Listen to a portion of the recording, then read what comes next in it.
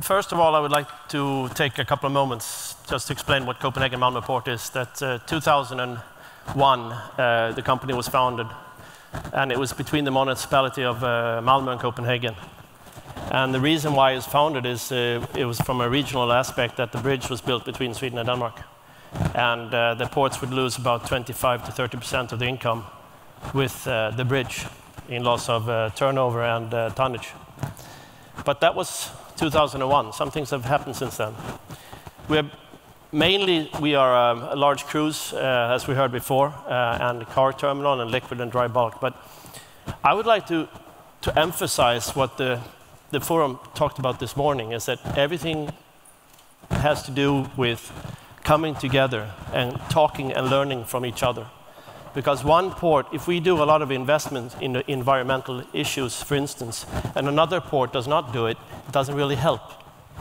And like Bo said, Bo Larsen, about the Baltic Sea, said it's very important for us to do this together, because if we won't do it, we will not really help the Baltic Sea. And I will give you some examples further down the road. Also, I think it's important to talk about quality and environmental. Those things are actually together. As a German friend told me, is that it's better to do one thing once than do the same thing twice. And that's pretty logical. Perhaps you can use this one. Yeah, use this one. We shut the other. Okay. Is this better? Ah. I was only hearing myself. I don't know if that's good or bad. But as I was mentioning, when it comes to quality and environmental, it's very important that those things are linked together.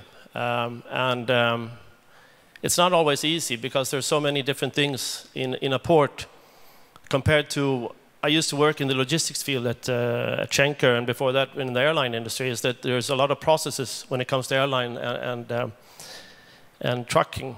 But in ports, it's low frequent. Ships don't come as frequent as a plane, or you have the same processes of operating a flight or operating a port. And I think we can learn from the different modes of transportation. Also, I think it's important that you are able to invite your customers to the port where you actually can make money on your product. Like with the SECA regulation with the low sulfur in the Baltic Sea, we were able to invite Statoil to blend their fuel in the port and serve about 40,000 ships that pass the Sound. And that has been very important for us, because it's also an environmental initiative for the Baltic Sea. When it comes to LNG, we've done some calculations, and I think it's the timing is not right for it right now.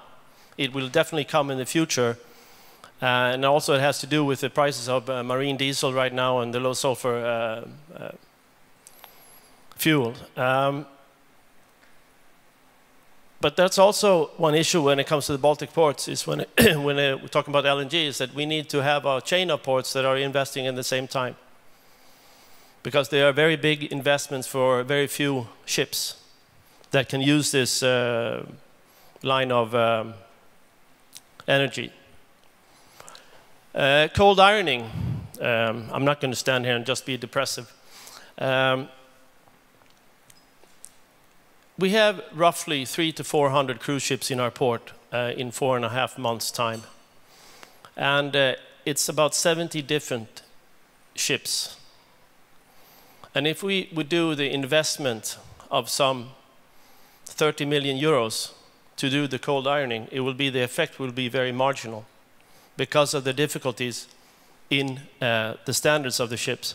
But to emphasize what they were talking about this morning, if the ports go together with IMO or with universities to talk about standards, because I think we are lacking standards. If you compare the ports to, for instance, the trucking industry, how many billions of euros do not the trucking industry put in lobbying? And who is polluting more? I think the trucks are polluting more than the ports. because we're not together in total with standards, with the same standards. And it's not only on a local Baltic sea level, it's also in the whole of Europe and also in the world, where I think we can learn a lot from each other. And when it comes to black and grey water, there's also some issues in the Baltic Sea right now. And what worries us is that politicians go forward before actually the ports can do it together and work with the black and grey water. And that's also another example. We've lifted out 75 trucks per day just because we can take care of the black water. And that's per day. So it doesn't sound like a lot, but in the long term, it will make a difference. And we're also, from 2018, we will have a new terminal in the island of Gotland in the Baltic Sea. And it will also be able to take care of black water. Also, when I think there's also a discussion and I think we need more become more educated when it comes to what does the ship, how much do they actually pollute compared to farming industry, golf courses, summer houses without sewage. It's very easy to look at the ship because you see it. But is it only the ships that do it?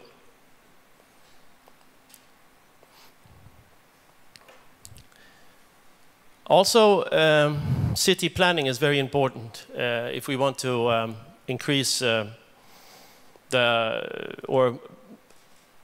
to make less of a carbon footprint. When we started a new port in Malmö, we actually got rid of 1,250 trucks per day in the city center. And that was not only, it was only also that we can increase the speed of the throughput of the trucks from the port to the motorway system. And I think that's also, it's mentioned before, is if we can go together with our local municipalities, not only on a local, but also on a regional level, to look at the whole infrastructure to and from the port, we can do a lot.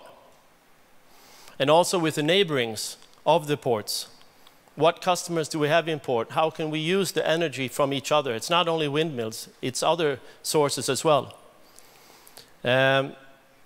We've done eco driving, and it sounds very like a simple thing, but everybody that works in our port, it's mandatory. Twice a year, they have to go on eco driving, and our goal is to save between 10 and 20% of diesel consumption within the port per year.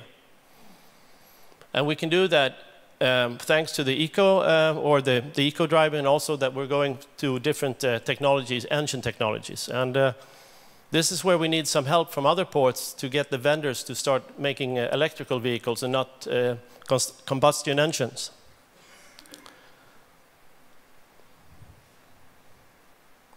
And last but not least, this is I always forget the name of it. It's so technical. It's a submarine. It's an automated submarine vehicle. 3 years ago, well, sorry, it was 7 years ago, we decided to invest in this. And it's to bring out lenses within the port by a mobile phone, instead of using a traditional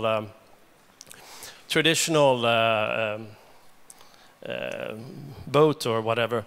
But this is a pretty funny story. Is when we were doing this in front of the journalists, we said, and they did a spot on the radio this morning, yes, the port of Copenhagen, Malmö, they've invested in this submarine, so please come down to the port and look at it when it goes across. We were so nervous, so the day before we almost ran out of the battery's power. That was number one. And when the camera was on, they didn't say how fast this vehicle was. It goes at 1.5 knots, not 29.